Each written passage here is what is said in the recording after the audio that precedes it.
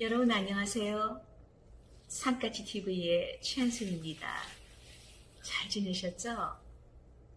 오늘은 산드라 벅과 앙펠트 오스카의 노래 날마다 숨쉬는 순간마다를 부를게요.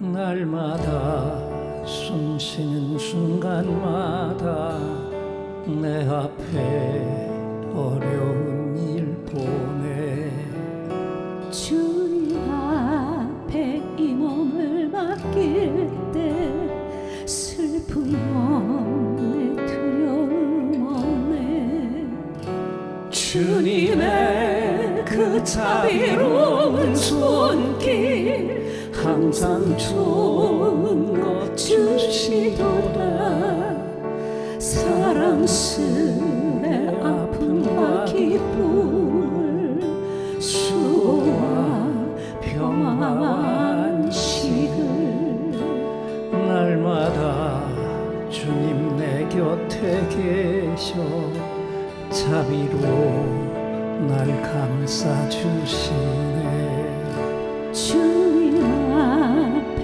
이 몸을 맡길 때 힘 주시네 위로함 주네 어린 나를 품에 안으시사 항상 평안함 주시도다 내가 살아 숨을 쉬는 동안 살피신다 약속하셨네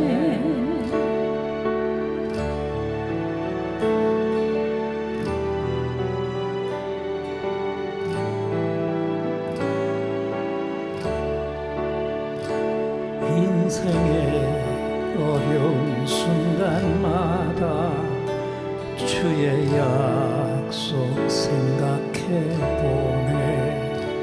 내 맘속에 믿음 잃지 않고 말씀 속에 위로를 얻네 주님의 도우심 바라오며 모든 어려움 이기도다 흘러가는 순간순간마다 주님 약속 새겨봅니다 흘러가는 순간순간마다 주님 약속 새겨봅니다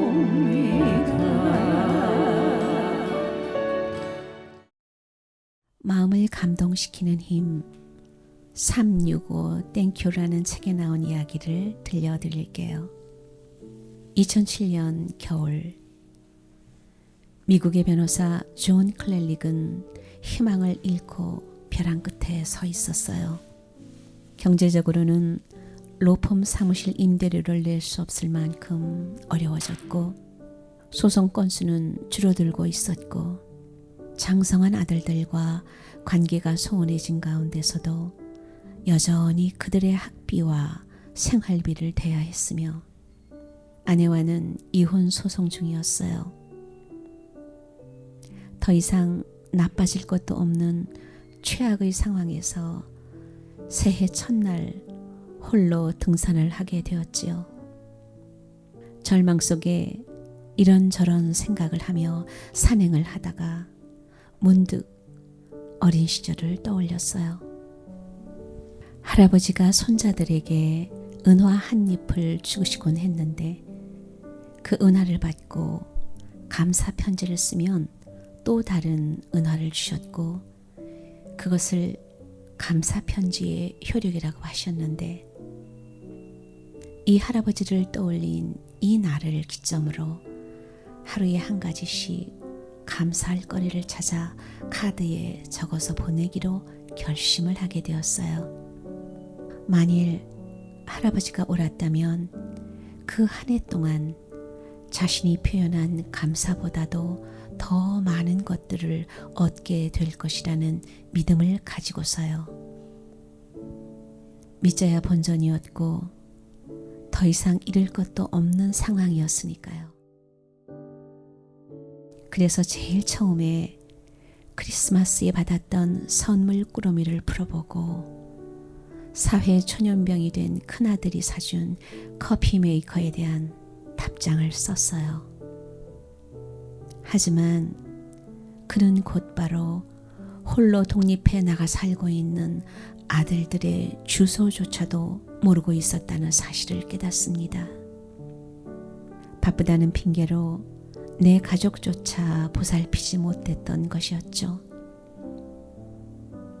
자신의 무관심에 대해 놀랐고 이제껏 크리스마스 선물에 대해 단 한 번도 감사 답장을 보낸 적이 없었다는 것에 또다시 놀랐습니다. 감사 편지를 쓰면서 무엇보다도 감사를 느낄 줄도 표현할 줄도 몰랐던 자신의 모습을 직시하게 되었고, 그래서 가족들뿐만 아니라 일과 관련된 많은 사람들에게도 감사 편지를 썼어요. 변호사 수임료를 지불한 고객들에게, 또 앞으로 지불할 고객들에게, 소송에서 한편이 되었던 우호적인 변호사들에게, 또 소송에서 반대편에서 싸웠던 변호사들에게, 전문가 증인들과 법원 서기기까지 감사할 제목들을 찾고 또 찾아냈어요. 감사 편지를 쓰면서 자신의 삶이 아닌 다른 사람들의 삶에 초점을 맞춰 생각하게 되었고, 감사 편지가 가져온 삶의 작은 변화에 탄력을 받고는 감사할 대상과 주제를 점차 넓혀갔어요.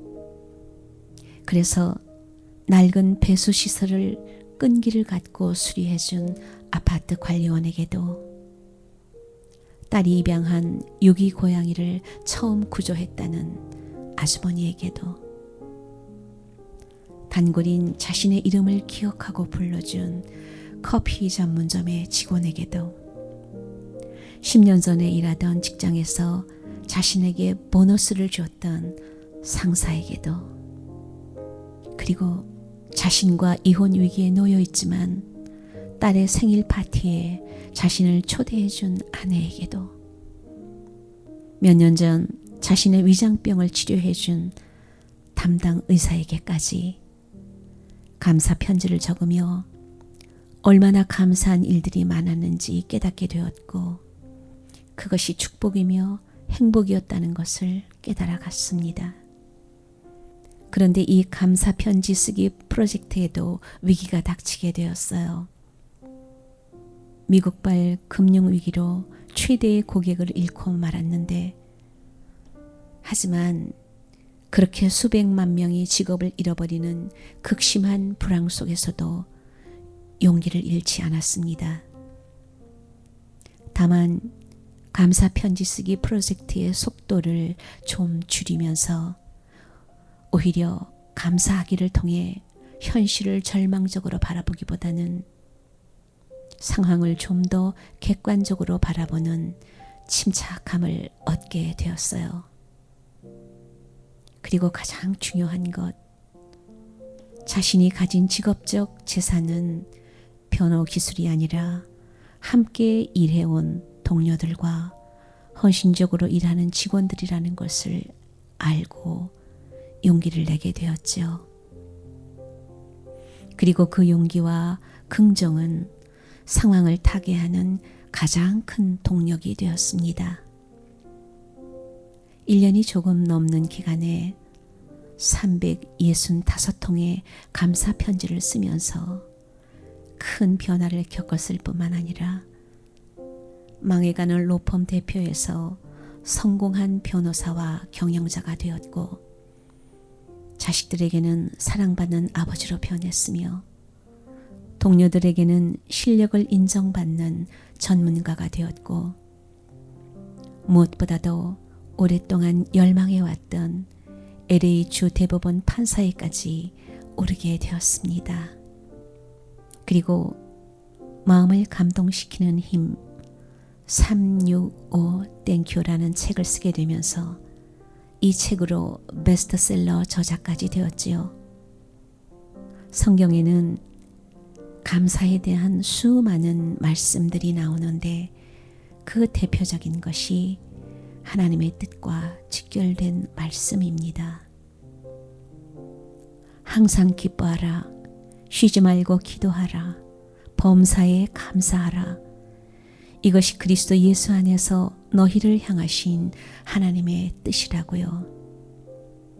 여기서 범사에 감사하라는 말씀을 영어로는 이렇게 표현을 했어요. Under all circumstances. 모든 상황 아래서 감사를 하라. 내가 기뻐할 것이 나에게 부어지는 것만이 아니라 때로 나의 것을 빼앗길 때도 내가 가장 사랑하는 가족을 죽음으로 잃어버리는 그 상황 아래서도 감사를 하라는 것입니다. 이것이 왜 하나님의 뜻일까요? 나는 과거를 알고 현재밖에는 모르지만 하나님의 시선은 나의 과거와 현재와 미래까지 바라보고 계시기 때문에 오늘 내가 가장 사랑하는 가족을 잃어버려도 그 일로 인해 나의 미래에 엄청난 은혜가 부어지고 주님이 기대하시는 놀라운 일을 할 수 있도록 연단이 되도록 한 것이라면 그 죽음조차도 감사할 일이었다는 것을 그때가 되어서는 반드시 깨닫게 되기 때문이죠. 우리는 오늘도 과거와 현재에만 매여 살아가고 있지요. 그래서 감사가 너무 인색합니다. 그러나 그 아픔이 미래를 창조하는 힘이라는 것을 안다면 오늘의 아픔 속에서도 진실한 감사를 하게 될 수 있겠죠. 오늘 이 이야기를 들으시고 우선 나의 삶 속에서 작은 감사의 제목들을 찾아내고 그 감사를 짧은 글로 써보시면 어떨까요? 그래서 나의 일상이 감사의 말로 덮여지고 그 감사를 받은 영혼들 속에서 새로운 감사의 기적이 일어나게 해보시면 어떨까요? 특히 어린이 주일을 맞아 내가 가장 사랑하는 자녀에게 먼저 감사의 편지를 띄워보세요. 그리고 축복해 주세요. 짧은 글이었지만 받은 감동으로 지금 내 가장 가까이에 있는 소중한 분에게 감사를 한마디로 표현해 보시기 바라며 소중한 분에게 감사를 한마디로 표현해 보시고 축복을 선포하시라고 송정미의 곡 축복송을 부를게요.